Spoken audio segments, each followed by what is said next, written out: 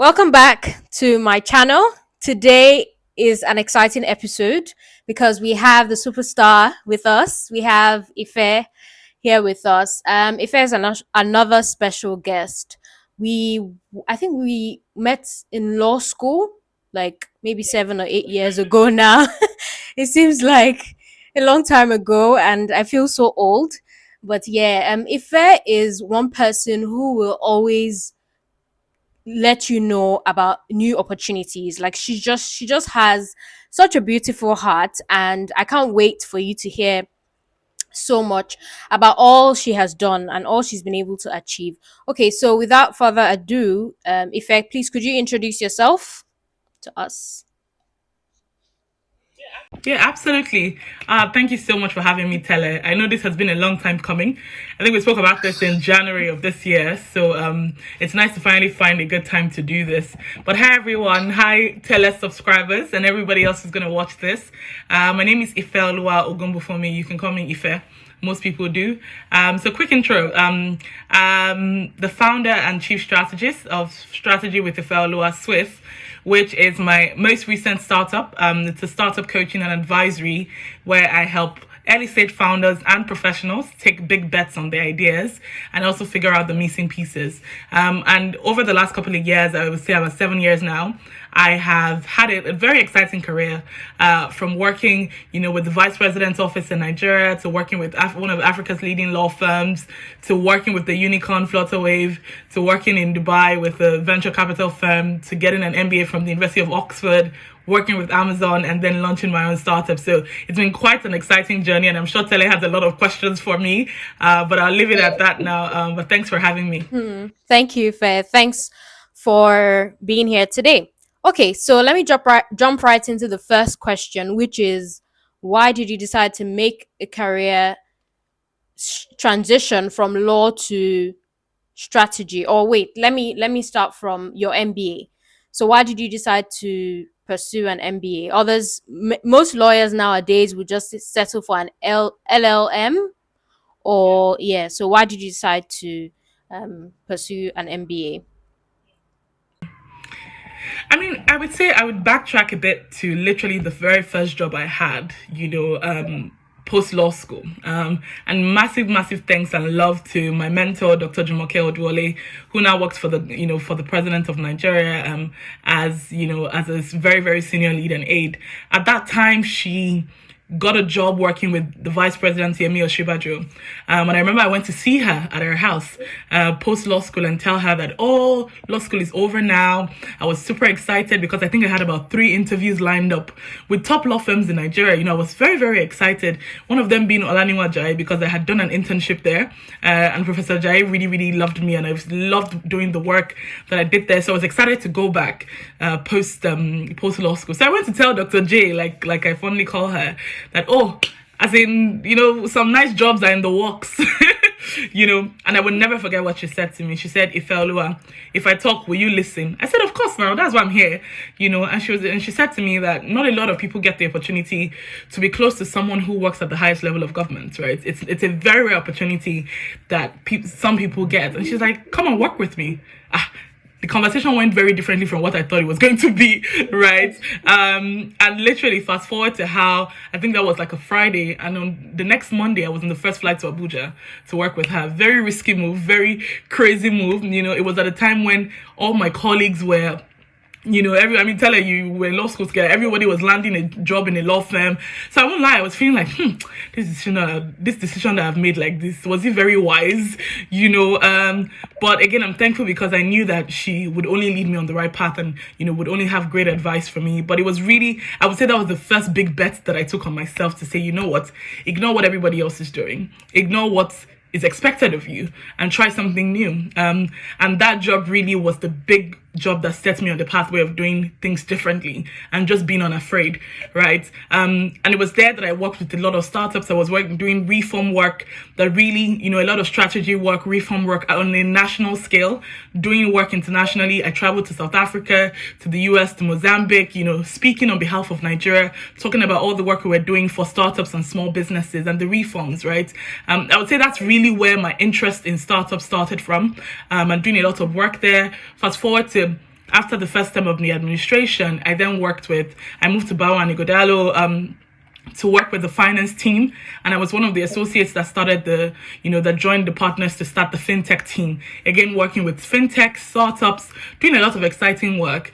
But I think it was also there that I realized that law was just not for me anymore. I wasn't excited to do it. I had a lot of colleagues who were doing the same job I was doing, and I could see the excitement in their faces and in the way they did their work. I didn't have that, and I was like, no lying to yourself, no trying to do it because everybody else is doing it. It's okay to do things differently. And so I knew that I was also ready to apply for a master's program, but it was very clear, obviously, that doing an LLM was out of it, right? It then became talking to people, reading a lot, researching a lot about what was the very best path for me. And honestly, as a Christian, just asking God that if I'm going to abandon a law degree of 6 years and tell my mother that I'm not doing this again, help me, Lord. And thankfully I landed on an MBA being the best decision, and I applied, and thankfully it worked out.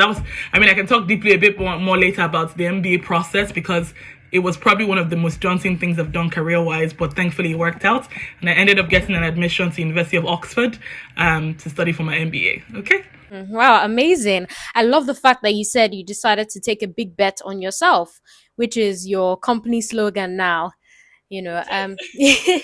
Yes. Okay, so that takes me right into my second question, which is, could you explain the MBA process? I know you said it was quite challenging for you.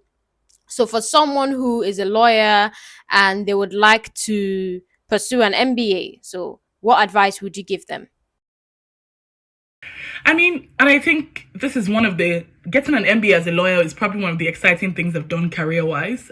Because I can't tell you how many lawyers have then gone on to do their MBAs just because they saw that Ifeoluwa did it. It's crazy, right? A lot of times you realize that people just need to see representation, or someone that looks like them, or someone that studied the same thing they studied. They just need to see that representation and proof that it can be done, and then they go on to do it. Someone from one of the top law firms in Nigeria just buzzed me. We spoke last year. He just buzzed me this morning to tell me he got into one of the top MBA programs in Europe. I'm like, yes, that's it. People have gone on to Yale. People have gone on to Wharton. People have gone on to Oxford, Harvard, everywhere, right? And I'm happy to see that it's people with legal backgrounds. So just thinking outside the box, taking a big bet on yourself. So I'm saying this because I'm hoping that anyone listening who is still thinking about it, stop thinking about it and just start doing something towards it, right? If it's really what you think you need to be doing. In terms of the process, it can be quite daunting, particularly if you're a lawyer. And I say that because at the very beginning, you have to write an exam. So you have to take the GMAT exam or the GRE exam, which is not, it's a lot of math, it's a lot of quantitative. It's not what we're used to as lawyers, right? I like math, right? But even at that time, it was daunting because, again, I think I had been at BNI for like maybe 7-8 months, and I came with this wild idea that I wanted to do an MBA. So a job that I was still learning on, I was still just trying to pull my weight and everything. I then had the added task of preparing for an exam, right? And then I had to do GRE twice within the space of 6 months. It was in the pandemic. I always tell people I never want to go back to that pandemic era for so many reasons. 2020 was just a lot to deal with. I'll be on meetings for BNI on my laptop on Teams, and I'll be on my phone, with my GRE tutor. I don't even know how I was doing it at the same time. It was wild. I can't lie to you guys, but it's definitely a journey worthwhile, because I tell people it doesn't last forever, right? 6 months. I think I started in June of 2020. And by January of 2021, I had submitted all my applications, right? And started the interviewing process for the MBA. So it can be a lot, but it's worthwhile. So you do your GRE or your GMAT. Like I said, I chose to do the GRE, and I did it twice. I did it in June, and I think I did it was it August? Yeah, did it in August, and then did it in December as well. And thankfully, I was happy with the score, and I applied in January. Then you also need your essays. Schools have different kinds of essays where they want you to express yourself and your experiences, and really talk about the things that you've done, right, in a way that matters to them, right? So it's a very different application from an LLM application, and something that people need to understand.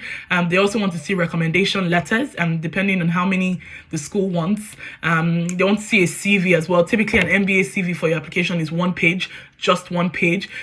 and it's not a storytelling format, right? Lawyers, we're very big on writing and writing very well. They want to see your writing, but they want to see more of the impact of the work that you've done, and in quantitative terms. So you say, I led XYZ that resulted into 10% growth in XYZ, right? So that anybody that picks up that CV can easily understand what you're talking about and doesn't have to be an expert, right, in the subject matter, right? So I'd say, broadly speaking, those are some of the initial things. And unlike an LLM, for MBAs, you do have to do an interview.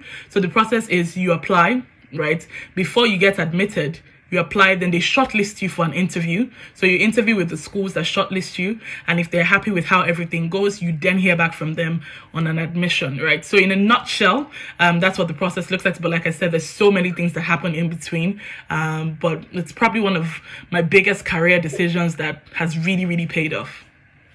Thank you so much, Ife. So what advice would you have for someone considering a similar career move as you? So that shift from law to an MBA and to strategy.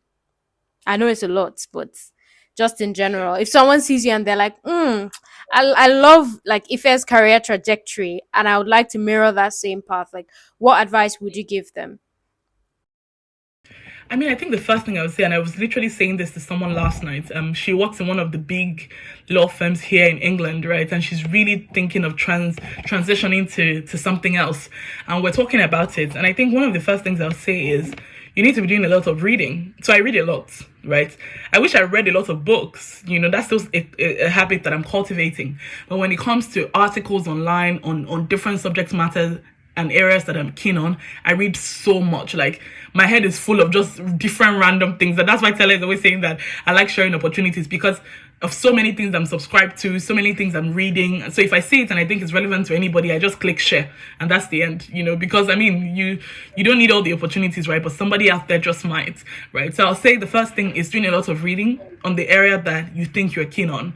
And like I was telling my friend last night, one of the very easy ways to identify areas you're keen on is, by the time you start reading stuff online, there are definitely a couple of areas that you start to gravitate to a lot more, So there are some things that when you see online, you just scroll and like, yeah, I'm not quite interested in this content, right? But there's some things that every time you see it, you pause and you're like, oh, I want to read this, It's a 2-minute read, it's a 5-minute read, it's a 1-minute read, but you want to digest that information. Those are the kind of things to be noting that, oh, I'm keen on this kind of area, right? And I say that about strategy, about working with startups, because I do a lot of reading and consumption on those areas, right? So I'll say reading is first.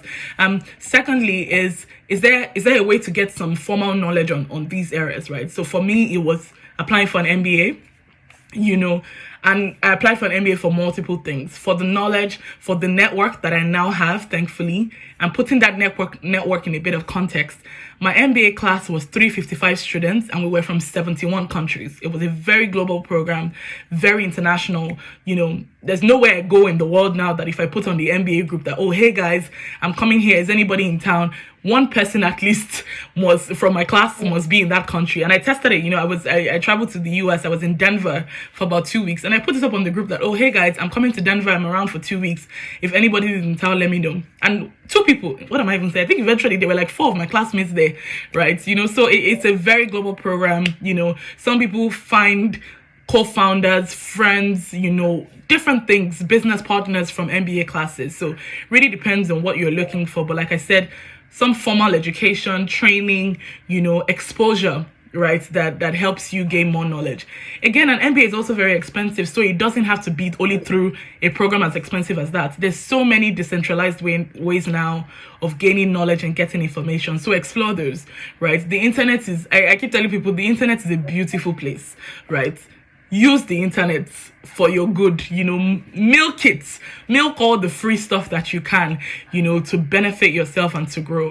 What else would I say? So I've said reading, I've said get knowledge, and as much as you can, try and connect with people who are considered to be experts. And I like when people do this. So a lot of people reach out to me. My LinkedIn inbox is always beeping. There's somebody just always texting me about one thing or the other, particularly the area of work that I do, right? And I like it when people do that. It just means that you're being very deliberate about the kind of of interest that you have and the kind of work you want to do. So identify people who are considered to be experts in the areas that you want to build more knowledge on, and connect with them. Send a very nice, succinct, clear message. What's the worst that wants to happen? They won't answer you. Big deal, right? You've gotten no so many times, so is another no such a big deal? But what if it's a yes, right? And I do say yes to a lot of people who have questions, who need support, and Tele says yes to a lot of people as well, because I know she helps people who are transitioning careers. So connect with people, connect with experts who really know what they're doing. There's a lot of fluff out there, right? So also be able to discern who is fluff and who isn't. And like I said, try and build those deliberate networks that you'll be amazed about the kind of paths and ways it can lead you on. So I think those would be some of my top tips about this. Thank you so much, Ife. Like, this is now like it's a life coaching session. I always end up doing that. There's been so much value. Yes. So I was just thinking, someone might be thinking of going for an MBA, and they're thinking to themselves, but I'm not that. Maybe I got a 2-2 in uni. I'm not that cerebral. How would that kind of person be able to navigate the process? I think one of the exciting experiences about applying for an MBA was that it's a very holistic process, right? And when they say holistic, they mean it for at least a lot of schools. At least the school that I got into, Oxford, when they say they're holistic in their review of your application, they're not kidding, right? So typically, if they evaluate every single aspect of your application, from the CV to the GRE or the GMAT score to the essays, as many essays as they've asked you for, to the recommendation letters, every aspect of it, they look at it and they try and balance it out and ask themselves, will this person be a great addition to the incoming class?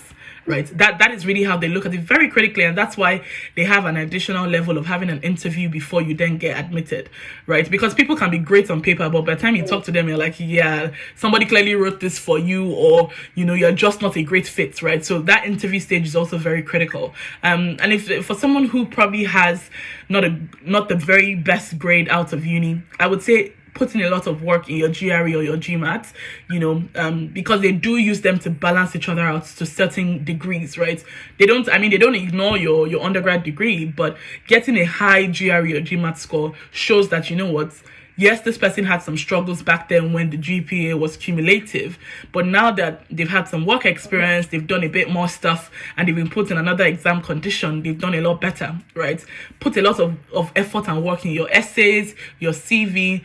Use the right people to recommend you. It's not about, the highest of the highest, or the founders or the CEOs it's not about those people if they would not write recommendation letters that can be, that people can respect and people can say, oh yes, this person indeed worked with this applicant, right? So be very strategic about the work you're doing. But like I said, they typically, for a lot of schools, the application process is very holistic. So put your best foot forward. Like if what you're submitting is not your best, don't bother, right? I always tell people, like, it's a waste of time, but make sure that even if the answer comes back and it's a no, and you ask yourself, did I do everything I could have done? The answer must always be yes, right? At that time, the answer must always be yes, that you did everything you could possibly have done to get in a strong application at that time. So be as holistic as you can.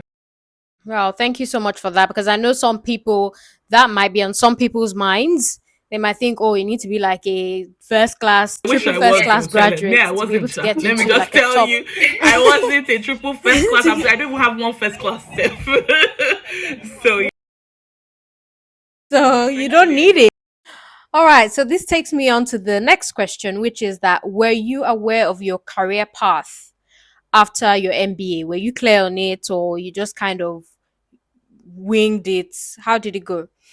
So I would say one thing I did know post MBA or during the MBA program is that I wanted to explore the world of technology. In a strategy capacity. So I was open-minded about, exploring the world of tech in different kinds of tech. I mean, there's so many kinds of technology companies. So I was open-minded, but I knew I wanted to explore my strategy expertise a bit more, right? And I had already started, back when I was in Nigeria. So when I secured my Oxford admission in, I think it was in March of 2021, I knew that because I was trying to pivot from law to, a more strategic role, I I then wrapped up my time at Bawa and Igodalo and then reached out to a lot of, tech companies in Nigeria. I think I reached out to about 20 or 30 of them. And, essentially I was pitching myself to them, and this is something I advise people to do a lot. Sometimes these opportunities are not just there waiting for you. Sometimes you have to take the extra step and pitch yourself to people and let them know what you can do or what you're interested in doing, right? So I pitched myself to about 20 or 30 tech firms in Nigeria, told them who I was, told them the kinds of things I've done, where I've worked. I even attached my, admission letter, my CV, just to show them that I was very serious. And thankfully, Flutterwave worked out, right? But like I said, they weren't the only ones I reached out to, but I'm very glad that it was, things worked out with Flutterwave because I absolutely loved my time with the team. At that time, the team had just raised their Series C of $117 million, right? So there was a lot of work to do. I joined the strategic investments team and also the chief of staff team. So I was working a lot with GB, the CEO, and a lot of his, core teams. And it was very exciting. Worked on a new product, worked on their M&A transactions. Like, so many things happened in just 4 months. I was like, wow, and I think that was also another level of love for the world of startups. I like things moving fast paced. I don't like bureaucracy. I don't like any of that. I want to be able to think through something and be able to execute it. And that's one of the things that the world of working in startups, does for you, right? So coming up from the back of that experience, doing the MBA, also during the MBA, I did some work for a venture capital firm, one of the leading ones in Dubai. They invest in Middle East founders and also African founders. They're called Global Ventures. So I did that with them. Again, more exposure to working with startups and in the tech scene. And then, thankfully, I landed my role, at Amazon Web Services, and that's the cloud computing business for Amazon. So I'd say it was a journey of sustained interest, and a couple of things that I had dabbled into and tried my hands on. And I was like, okay, I think, I figured out a couple of things that I want to keep testing, right? A lot of these things are just gambles. You're testing out, right? But I think one thing I've gotten comfortable with is not afraid to walk away when it's not working out anymore, or not afraid to walk away when I'm just not as excited or passionate about it anymore, because it's your career, right? You don't want to be stuck doing something that you don't enjoy or you don't like, for a very long time. So I would say that was literally the journey of really landing up at AWS post MBA. Okay, thank you so much, Ife. And one thing I learned is that don't be afraid or don't be ashamed to pitch yourself. Because I think as women, most women are very conservative. They'll say, "Ah, let me not be seen as too much or doing the most." But if you didn't do the most in quotes, then you wouldn't have gotten the experience that you had at Flutterwave. So thank you so much for that. So, you mentioned that you started working at Amazon. So, could you let us know how you're able to land that role in terms of the specifics? Like, were there any things that you did to stand out during the interviews, or any advice that you would give someone who is looking to land a similar role at AWS? I think I'll touch on AWS and also just generally, if you're looking to apply for roles, post your masters and things like that, right? I'll be very honest and say, my MBA was like, 3 years ago? Gosh, 2021. Yeah, so like 3 years ago, right? And I would say that the luxury that me and my classmates had back then, when we were saying, oh, there were a couple of companies we didn't want to apply to, blah, blah, blah, and things like that. I would say that that's not the kind of luxury that a lot of people in the job market today have, right? The market has become a bit, quite the whirlwind, right? So I'll say keep your options open. Be very open-minded about opportunities, opportunities that you can do and that you can enjoy. Big names are great, but honestly, I can tell you for free that what is even more important is the work that you do in those companies, right? And a lot of smaller companies are also giving people exciting opportunities to learn, to improve, to make impact. And those are the kinds of things that you need, right? So don't restrict yourself to the big names alone, and we all know the big names, right? And like I said, they're great, but be open-minded about where you would get quality experience, right? And so backtracking to, my experience interviewing with Amazon and things like that, it was quite good. It's probably one of the their experience, their what's it called, their interviewing experience is quite holistic as well. They have what they call the leadership principles. I think it's like 16 of them, and those are the principles that guide the company and the way the company does things. So really internalizing the principles, but more importantly, understanding how those principles help them in their day-to-day jobs. So I did a lot of research on those principles, understanding also how to use those principles to answer questions about the experiences I've had before, right? So they're giving you scenario-based questions, and questions where they're saying, tell me a time when you did this. They're called behavioral questions, right? Tell me a time when you did this. Tell me a time when you displayed bias for action. Tell me a time when you prioritize the customer. Tell me a time. So those behavioral questions, you need to really practice as many of them as you can, but more importantly, be able to relate them to the leadership principles that guide the company and the way they do their work, right? Those would be, and I think I had 4 interviews, I think, back to back. So I would, again, the process, now I think might have evolved a little bit, but that was it. That was how it was for me back then. Okay. Thank you so much for that. So it's important to do your research on the company and give them what they want. Yes, so that's what he said. Okay, so could you tell us about the shift from being in full-time employment to now owning your own business? Just tell us. I'm sure. Yeah, so just tell us a little bit about that. Like, you knew that you were going to quit your job at some point. How was that decision? How was it made? Was there a lot of anxiety, or was it something that you knew that you were going to do anyway? So you just felt like, this is the right time. Let me just do it. I mean, I would say with, and like Tele has said, I'm about big bets, big bets, when things are great, big bets when things are not great, but just always remember that you have to take big bets on yourself, because think about it, before anybody outside is going to bet on you, right? You must have shown me that you can bet on yourself. Right. And so that's why across all the different levels of my career that I've spoken about, you see that one thing that's consistent is me betting on myself, and God's so good. Those bets find a way of working out, and so the transition from, working at Amazon to running my own business, a lot of things, happened. I had a lot of big changes that happened in my life last year, and one of which was thankfully being able to convert my visa status in the UK where I live, right? So I moved from being sponsored, on a work visa by Amazon to now being a UK global talent. And that is, for people who don't know, it's a specialized kind of visa, that is given to people who are tech talent and want to live and work here in the UK, right? So thankfully, I was able to secure that.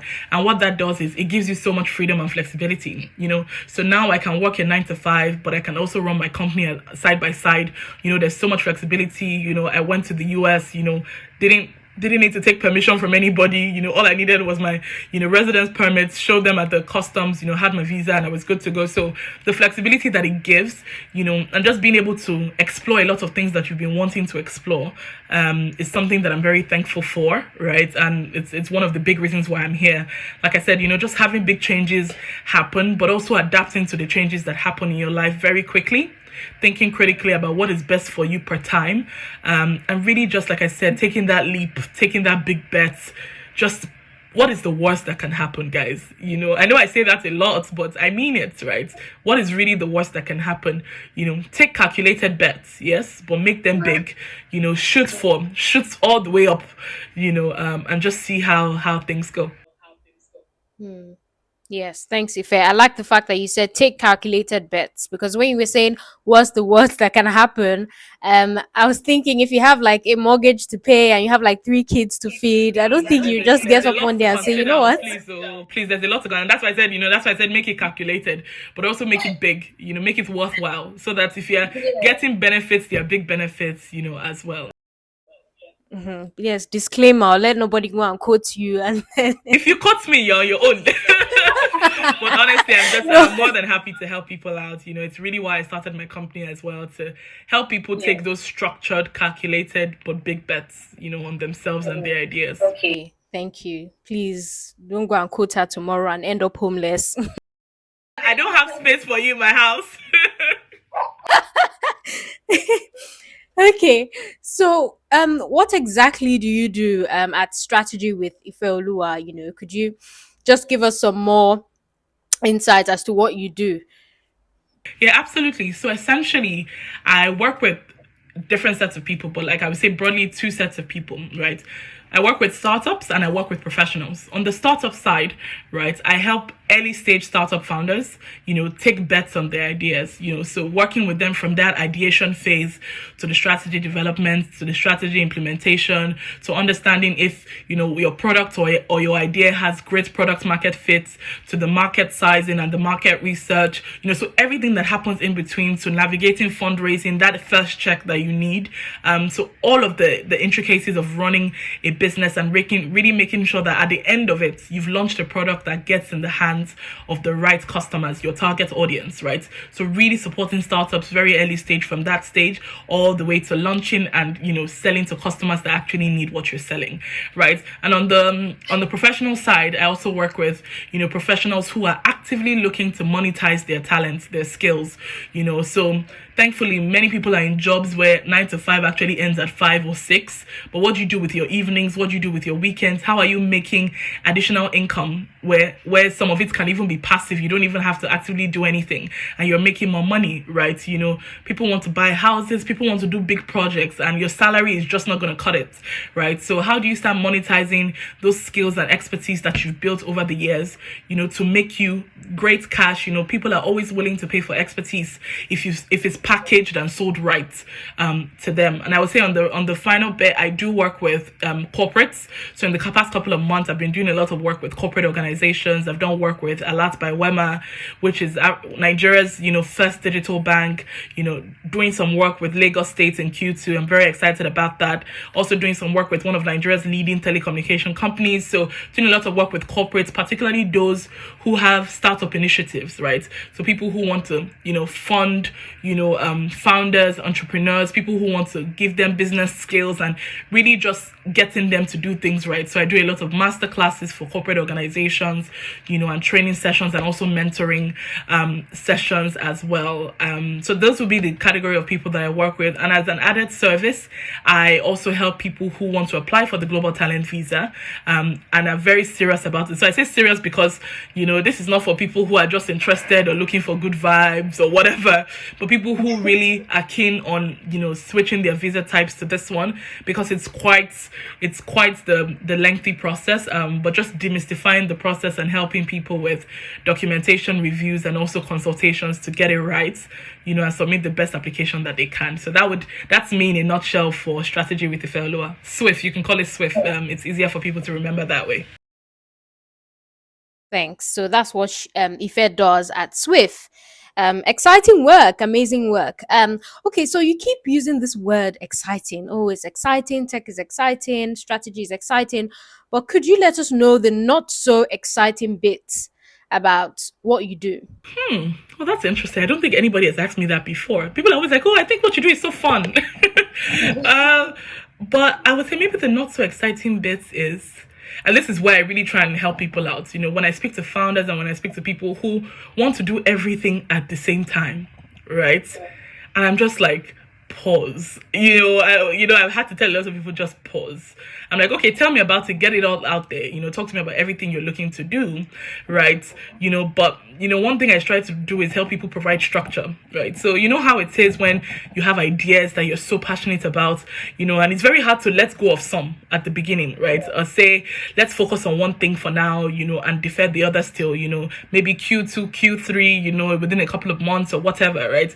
But you need that structure in place. You need that, that being that deliberate, person that takes things not just one at a time, but strategically taking things one at a time, right? So I'll say maybe the not so exciting part is trying to convince some people that, what just all of this is exciting, right? But we need structure, and that's why you've come to me to help, right? So that can take a bit of work, particularly with people who are very attached to the ideas and the things they want to do. But again, I always find that one way or the other, we convert that to being exciting. So I'm right back at where we started, which is it's exciting work. Okay, thank you so much for that, Ife. Okay, so I know that now to the final question. you're someone who knows everybody. I was talking to someone the other day and they were like, oh, Ife knows It's a lie, oh, it's a lie. guys, just look for her on LinkedIn and then you'd say no more. Yeah, so could you give us like three networking tips, for someone who is new to networking and they don't know, like, how are you able to know everybody and still have a good relationship with everyone? Oh, that's a good one. Yeah, tell you I said I know everybody. That's not true, guys. I can easily count billionaires that I do not know. But I would say that in terms of networking tips, some of the big things that I would always recommend would be offer help to people, right? Offer help. Be genuine about offering help to people. I've had people reach out to me, honestly, and putting it in context, everything about my company, I've designed it myself. I built my website myself. I built my banner myself, my logo, everything. I've done it myself. I've just enjoyed building for myself, right? But I've had people reach out to me who are like, oh, Ife, I want to do graphic design for you for free. I want to do this for you for free. I want to design some of your flyers for free. And that is honestly amazing help that I'm so grateful and thankful for, and those people, I promise you, are constantly on my radar. That when there are people who are willing and able to pay for their services, I would recommend them easily, because they send me their work, right? So it's not just, oh, we want to do things for you for free, but they send me samples of what they've done. I see that it's credible. I see that it's good. Yes, while I might not need the service immediately, it's top of mind, right? So offer people help. People like to see that, you genuinely want to help them, before you even start making your demands and whatnot. So offer people help. Next thing I would say is also be keen about building genuine relationships. Right. The thing about networking in the world where we live in is things are very plastic and things are very surface level, right? And things are very transactional, right? And we're human beings, we can see past that. I tell people that people are smart, right? You don't think you're so wise that you want to use somebody and you think they're just going to allow themselves to be used by you, right? So I would say be very deliberate about building authentic relationships. A lot of the relationships I've built over the years. I'm not even going to lie. I'm launching my IG live series, and the first person I'm having on the session at the end of the month, I've known her for 9 years, right? And she's someone that a lot of people online know right now, but I've known her for almost a decade, right? And it was just, working together, building relationships, and, you will be amazed that 2 years down the line, 7 years down the line, those are the kinds of people that come through for you. So be deliberate about building authentic relationships. And I guess the last thing I would say is just stay open-minded, right? And I'm saying this because I've noticed that, people seem to want to network with people that they only think, that look a certain way at this time, that maybe seem to have made it in some way, whether in their career, whether in their businesses, whatever, But I tell you that a lot of the people that I've connected with, a lot of people that have connected me with a lot of opportunities are people who were my juniors in uni. You just don't know where the support and opportunities will come from, right? So I would say stay very open-minded about networking with people. Thank you so much for that, Ife. So if you need any networking tips or if you need anything, if you're a startup founder and you need some help, then please feel free to connect with Ife on LinkedIn. Follow her, tell her that you're from me, and show her some love. Sorry? And I said, yeah, they should feel free to say they're from you. Oh, yes, feel free to say that you're from me, but please don't bombard her with too many questions. If she's answered the questions in this video, then please be kind, be nice. And she doesn't help people. She's not an immigration consultant, because I know some people will say, please help me, I need sponsorship, please, disclaimer. She doesn't do that. She would help you apply for your global talent visa. Thank you so much for being my guest, Ife. This has been value packed. This has been an amazing session. It's been an absolute delight having you here with us. Thank you for being here, and I look forward to seeing all the phenomenal things that you would continue to do. So thank you. Please. Yes, thank you. Please don't forget to like, share, and subscribe. Thanks for having me, Tele, and really great job, Tele. I've told you this in private. I'm telling you this in public. Well done on what you're doing. I know a lot of people are getting so much benefit out of this. Well done on the consistency, because I personally know that takes a lot of work. So please like, subscribe to Tele's channel, reshare these videos, because I know that there are people out there who will find them very useful. Well done, Tele. Thank you for having me. I had a blast. Thanks for drilling me and asking me all these questions. I had too much fun. All right, guys. Thanks for watching. Mwah. Thank you. Bye. Bye.